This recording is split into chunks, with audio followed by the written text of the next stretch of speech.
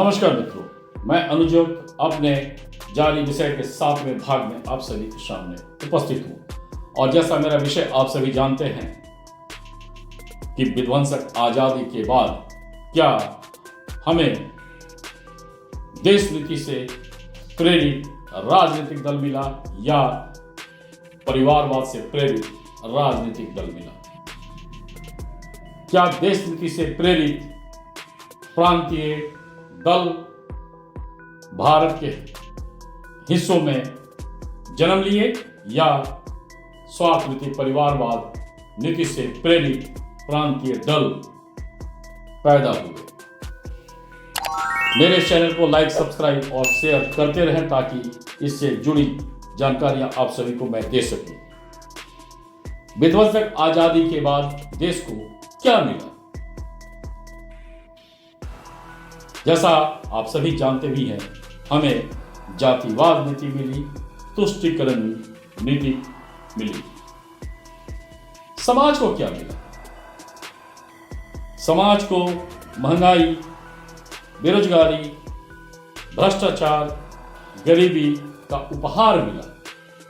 फायदा किसको मिला? परिवारवाद को, प्रांतीय राजनीति को।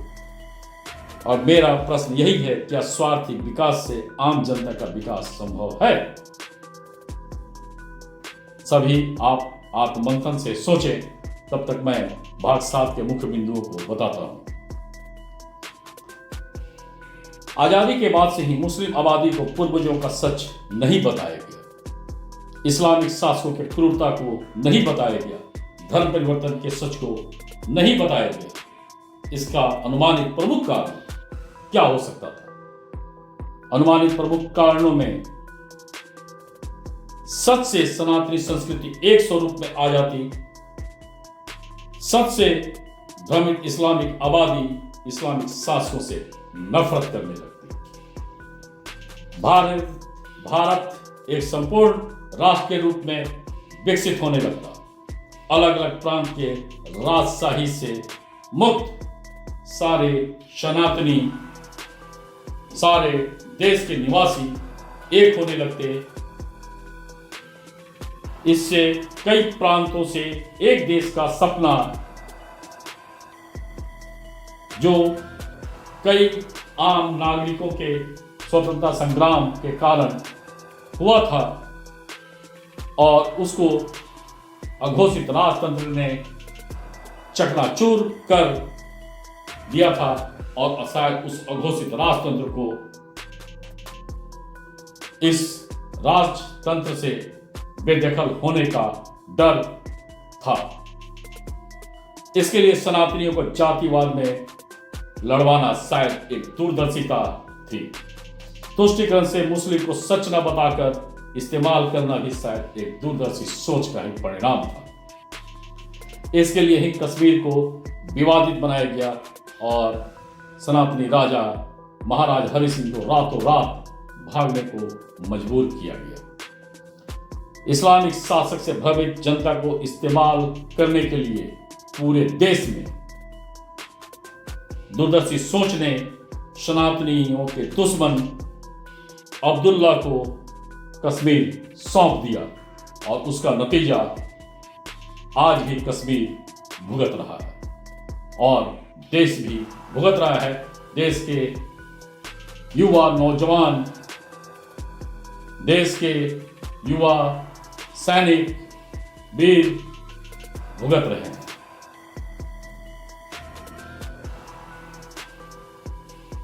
यहीं से असली तुष्टीकरण का खेल का शुरुआत हुआ, जो वक्त के साथ अनगिनत प्रांतीय दलों के पाले में शिफ्ट हो गया। और ये प्रांतीय दल दूरदर्शी सोच से भी ज्यादा खतरनाक खेल अपने अघोषित राजतंत्र के लिए किए और कर भी रहे हैं। इनको जनता से, जनता के समस्या से,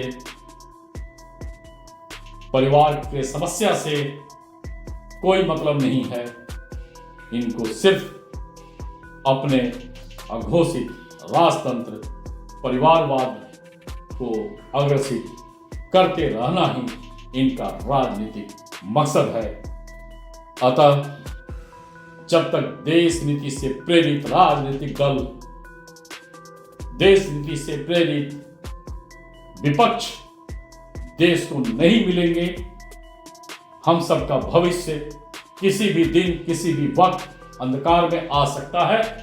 अतः आप अपने वोट के ताकत से हर चुनाव में देश नीति से प्रेरित राजनेताओं या राजनीतिक दल को ही चुने।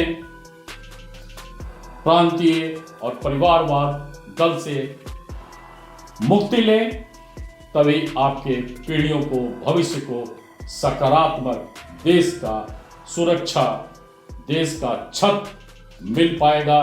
भाग 7 में इतना ही। भाग 8 का इंतजार करें, जो अब प्रांतीय दलों पर होगा। धन्यवाद। I step up to the mic, gonna make it swing. Feel the rhythm in your bones, let the music sing. Got that poppin' beat, gonna make you move. Dancing on the floor in the swinging groove.